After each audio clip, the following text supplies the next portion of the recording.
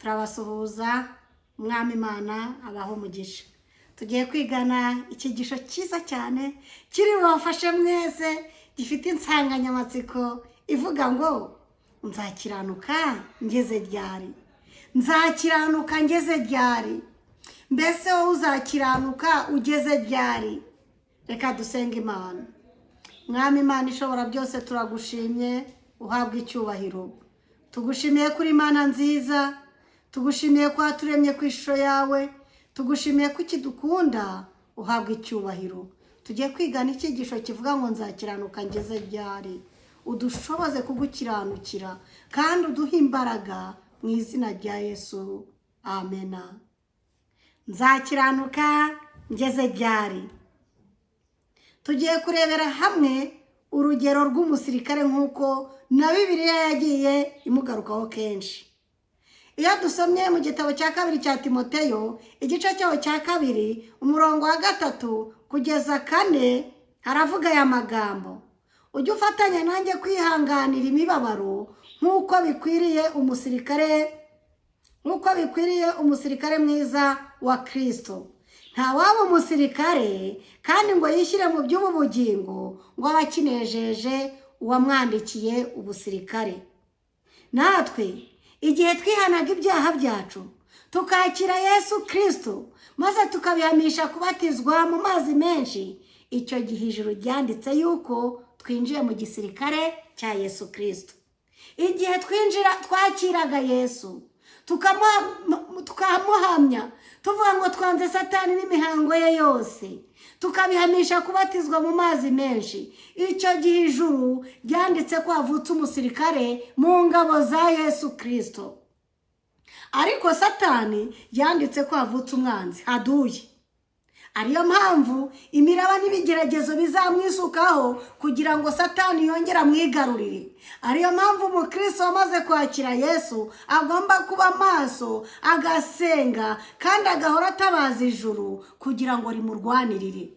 Kuko ingabo z'umubi zose zitwikubitaho. Nta mpamvu ibigeragezo biza, impamvu biza bikatwisukiraho kimwe cyava akazi ibindi. Hari n'igihe biza byiyungikanya cyangwa bikanazira rimwe, nuko Satani twasezereye tukavuga ko tutazamukorera, abagifite ifuye yuko ashaka ko tumukorera, kuko iyo tutamukoreye tumena amabanga ye. Ukaza kuri cano ukabwiriza abantu uvuga ati kera nakoreraga Satani ariko ndashima Yesu wambashishije maze nkamutsinda akamvana mu menyo ya Satani, ubusenya ubwami bwa Satani. Niyo mpamvu Satani tubaha atera ibitero bitandukanye kugira ngo adusubize inyuma, ariko afande Yesu umuneshi w'Ikaruvari akaturwanirira, akatwambika imbaraga. Izina ry'Imana yacu rihabwa icyubahiro. Natwe rero igihe twakiraga Yesu, ijuru ryahise ryishima ko ribonye umusirikare kandi yuko agiye kurwana urugamba rwa Yesu Kristo. Ariko Satani azamuhigisha uruhindu, atabaye maso azamukacira mu mitego ye. Niyo mpamvu umukristo wakiriye Yesu agomba kuba maso kandi agasenga kugira ngo abashe kurwana n'imbaraga z'umubi zimusatiriye. Ingabo za Satani zitugabaho ibitero bitandukanye. Niyo mpamvu abantu bose bakiriye Yesu Kristo bagomba guhora bari maso kandi bagasenga ubudasiba kugira ngo batabaze Yesu aturwanirire izo ntambara. Kuba twarahisemo Yesu no kumukurikira ni iby'agaciro gakomeye, ariko tugomba kumenya neza ko turi ku rugamba duhanganyemo na Satani. Bityo tugomba kuba maso, tukambara intwaro zose z'Imana nk'uko ziboneka mu gitabo cy'Abefeso igice cyaho cya 6 umurongo wa 11 kugeza 18. Hari intwaro z'umukristo. Abefeso igice cyaho cya 3 umurongo wa 13 haratubwira ngo, haravuga ngo mutware intwaro zose z'Imana kugira ngo mubashe gukomera ku munsi mubi, kandi murangije byose mubashe guhagarara mudatsinzwe. Haleluya! Umusirikare winjiye mu gisirikare cya Yesu Kristo arahamagarirwa kwambara intwaro zose z'Imana ziboneka mu gitabo cy'Abefeso igice cyaho cya 6 umurongo wa 11 kugeza 18. Aho hari intwaro z'umukristo. Umukristo uzafata izo ntwaro akazigundira, umva azatsindira urugamba. Abefeso igice cya 6:13 haravuga ngo mutware intwaro zose z'Imana kugira ngo mubashe gukomera ku munsi mubi, kandi murangije byose mubashe guhagarara mudatsinzwe. Haleluya. Hari ibiranga umusirikare rero. Reka twigire ku musirikare wacu, kuko nibo ngabo ziturinda, tubona baducungira umutekano, tukabasha gukora ibintu byose bitandukanye, tukajya mu kazi, tugacuruza, tukabyara, tukarera, kubera umutekano ingabo ziducungira. Imana ibaha umugisha aho baherereye hose, turabakunda cyane, muri ab'agaciro ku buzima bwacu nk'abasivile. Tuzirikane neza abasirikare batugirira kugira ngo tubashe kugubwa neza. Impamvu ndi kuri iyi cano ni no kubera umutekano. Nta mutekano hari ntago najya kuri iyi cano, ariko abasirikare ingabo z'igihugu cyacu aho ziherereye hirya no hino ku isi, Imana ibaha umugisha kandi bahe kurama. Hari ibiranga umusirikare, ndavuzemo bike nawe wazana ibindi. Umusirikare akunda igihugu cye, n'ukuri aragikunda pe. Umusirikare arangwa no kumvira, arumvira. Hari akarasisi rero bajya baca bavuga ngo yoroshye, ukabona bariyoroheje. Muri ubuzima kugira ngo dusoze urugamba neza dusabwa kwiyoroshya, tukumva icyo umwami Imana atubwira. Iyoroshye. Nkunda akarasisi kabo rero. Umusirikare arangwa no kumvira, umusirikare arangwa no kwihangana. Murabireba iyo tubacaho bagenda baducungira umutekano, bari mu mvura bagenda, ari ku zuba, umva bakora akazi katoroshye, nta bajeyi bagira. Umusirikare arahirira kurwanirira igihugu cye. Haleluya. Iyo turebye mu gitabo cya Yakobo igice cya mbere umurongo wa 12, turebere ku buryo umusirikare yihangana. Umusirikare agira gute? Arihangana. Yakobo igice cya mbere umurongo wa 12 haragira hati, hahirwa uwihanganira ibimugerageza, kuko namara kwemerwa azahabwa ikamba ry'ubugingo. Basirikare ba Yesu, reka twigire ku basirikare bacu. Barihangana mu miraba n'ibigeragezo, bakihangana bagasohoza iby'igihugu kibasaba nk'uko barahiriye kurinda igihugu. Natwe nk'abasirikare bakiriye Yesu Kristo, igihe twihanaga twari twinjiye mu gisirikare cya Yesu. Ijuru ryandika ko havutse umusirikare. Umusirikare aratozwa, akaba yiteguye no gupfira igihugu cye, kandi umusirikare arangwa no kwihangana. Muri Yakobo igice cya mbere umurongo wa 12 tumaze gusoma isomo rivuga ngo hahirwa uwihanganira ibimugerageza, kuko namara kwemerwa azahabwa ikamba ry'ubugingo. Haleluya. Mbese ufite kwihangana? Niba utagufite, tabaza Yesu. Yakobo igice cya 5 umurongo wa 7 kugeza 8. Nuko rero bene data, ni mwihangane mugeze aho umwami Yesu azazira. Dore umuhinzi ategereza imyaka y'ubutaka y'igiciro, ayirindira yihanganye kugeza azabonera imvura y'umuhindo n'iyitumba. Muba ariko namwe mwihangana, mwikomeza imitima, kuko kuza k'umwami Yesu kubegereye. Nzakiranuka ngeze ryari? Nzakiranuka ngeze ryari? Nzakiranuka ngeze kugusekwa, nzakiranuka ngeze kugutukwa, nzakiranuka ngeze kukwicwa n'inzara, nzakiranuka ngeze ryari? Urugero twafashe n'urw'umusirikare, nuko tubakunda, niyo mpamvu tubafataho icyitegererezo. Iyo tubacaho bari kuducungira umutekano, mutubera ikigwa kibihe, kandi turabakunda cyane.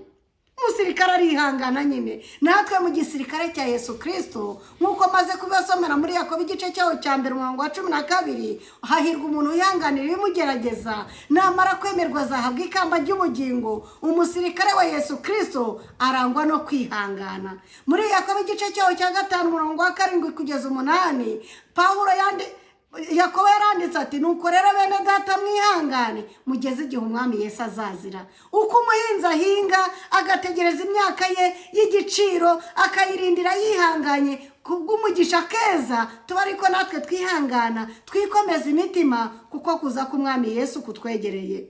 Igihe Satani yagabaga ibitero ku musirikare witwa Yobu, akamutwara abana, akamutwara ubutunzi bwe bwose, nimurebe ko umuntu yarakize, akabura abana be bose, akabura ubutunzi bwe bwose, maze Satani akamugabaho ikindi gitero simusiga ku buzima bwe, noneho akarwara akageza ubwo yishimisha urujyo, umugore yishakiye akamuzinukwa, abana bo ntabo yari afite bari bapfuye, n'inshuti basangiye akabisi n'agahiye agifite ibintu, bakamubwira ati ariko Yobu kumbura umunyabyaha bene aka kageni, niyo mpamvu igihano cy'Imana kikugezeho.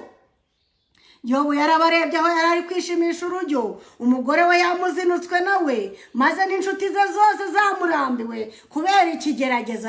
Ikigeragezo ni ikosi bavandimwe, nzabarebera icyigisho cyitwa ikosi. Nta kosi ryoroha, ariko komeza uri kumwe na Fande Yesu, umenyereye iby'urugamba, azaturwanira kandi adutsindire. Igihe rero Satani yagabaga ibitero ku musirikare bita Yobu wiri intwari mu kwizera, wakiranukiraga Imana, akagerwaho n'amakuba ashiyaririye, abana bakabura, ubutunzi bwe bwose bukanyagwa, agasigara wenyine, n'ubuzima bwe bugakorwaho, agahinduka umurwayi. Umva, yaravuze ngo naho yanyica nzapfa mwiringiye. Haleluya. Reba urwego Yobu yari afitiye Imana icyizere, biri muri Yobu igice cya 13 umurongo wa 15. Ntabwo Yobu yari azi ibimubaho, ntabwo yari azi ko Satani yamusabye, ariko mu bumenyi yari afite yaravuze ngo Imana naho yanyica nzapfa nyiringiye. Nubwo bimeze bityo, inzira zanjye nzazikomeza imbere yayo, kandi uruhu rwanjye nirumara kubura nzareba Umwami Imana. Haleluya. Nubwo tubona nta nzira imbere y'ibigeragezo bitandukanye, basirikare ba Yesu Kristo, twihangane tugeze aho Umwami Yesu azazira. Umusirikare arihangana, umusirikare kubw'urukundo akunda igihugu cye n'abagituye, akakirinda kugeza ku mwuka we, arakirinda kugeza ku mwuka we wa nyuma. Natwe dukwiriye gukunda Imana kugeza ku gupfa, kandi hari ababishoboye. Intumwa zarakiranutse kugeza ku gupfa, zakoze umurimo, babwiriza mu izina rya Yesu Kristo, uwapfuye, uwazutse, uwagiye kudutegura aho tuzaba, kandi agiye kugaruka kudutwara. Intumwa zarabwirije mu mbaraga bamaze guhabwa umwuka wera, barakiranutse. Bamwe babakereje inkero, abandi barabatwitse, abandi babaciriye mu kirwa cya Patimo, ariko abo bose bagumye kunamba ku Mana, ntibayimura. Basirikare ba Yesu, ndabizi neza ibitero bya Satani ntabwo byigeze bihagarara, ariko songa mbere, wicika intege, tabaza Yesu, azakwamururaho ingabo zose zikugose. Ijambo ry'Imana rirambwira ngo umunyantege nkeya uri hanyuma y'abandi, wisunga imbaraga za Kristo, ahindisha umushyitsi ingabo za Satani ndetse na Satani ubwe. Nahacu gupfukama tugatabaza Data, kandi bimeze nk'imisozi n'ukuri bizavaho mu izina rya Yesu. Abagorozi b'ubutumwa bwiza n'abanuko barakiranutse kugeza ku gupfa. Muribuka Ruteri ari imbere y'imbaga y'uwamuzi, bamutera ubwoba ati turakwica nutareka kwizera kwawe. Yaranditse ngo naho iwamuzi haba hagoswe n'abadayimoni, kuva iwamuzi ukagera Weteberge, nzabacamo mu izina rya Yesu. Nzavuga ubutumwa bwiza bwa Yesu Kristo wabambwe kandi ugiye kugaruka. Ntago nzaceceka, nzavuga ukuri kw'ijambo ry'Imana nk'uko kuboneka mu ijambo ryayo Bibiliya, bona kugeza ku kuka kanjye ka nyuma. Musirikare wa Yesu, urahamagarirwa gukiranuka kugeza ku kuka kawe ka nyuma. Igitabo rero cy'Abafilipi igice cyaho cya 4 umurongo wa 13 aravuga ngo nshobozwa byose na Kristo imbaraga. Imana twambika imbaraga zo kuyibera indahemuka, kandi mu bigeragezo n'amakosi duhura nabyo dutabaze Yesu. Ibyahishuwe igice cyaho cya 2 umurongo wa 10 haratubwira aya magambo: ujye ukiranuka ugeze ku gupfa, nanjye nzaguha ikamba ry'ubugingo. Imana idushoboza kwihanganira amakuba n'ibigeragezo duhura nabyo, maze dukiranukira Imana kugeza ku mwuka wacu wa nyuma. Kandi bikugoye, ibikuremereye ntago mbizi, ariko nta worohewe ku isi, kuko isi Satani yayimanukiye afite umujinya mwinshi, kandi cyagambiriye n'umuntu kugira ngo amuvane mu byizerwa, kuko umuntu yateguriwe ubwami bwa Kristo, umuntu yabikiwe ikamba ry'ubugingo. Umuriro wateguriwe Satani n'abamarayika be ntago kurimbuka byageneye inyoko muntu, ahubwo umunyoko muntu umuntu yacunguriye kugira ngo izabane na Yesu. Niyo mpamvu Satani atugerageza kugira ngo tureke kugirana isano n'Imana. Mu bitugoye, mu bitunaniza, reka tugundire amasezerano y'Imana kandi tujye dukiranuka tugeze ku gupfa. Na Yesu naza azaduha ikamba ry'ubugingo. Umwami Imana bidushoboze kandi atubashije kwibera indahemuka mu bigeragezo byose duhura nabyo, mu makosi y'ubu buzima, haba mu rushako, haba mu kurera, haba mu kazi. Ibiduca intege ni byinshi impande zose, tubibyukiraho tukabiraraho, ariko Kristo ari maso kubera twebwe. Uwadukoye amaraso ye azaduhana n'ibindi byose kugira ngo tubashe gutsinda urugamba. Umwami Imana dushoboze kuba intwari kandi adushoboze kunesha mu izina rya Yesu, amena. Dusenga Imana. Nyakubahwa Mwami Imana, turagushimye ko watubereye mu izi bihe byose. Icyigisho kimaze kuvuga ngo nzakiranuka ngeze ryari.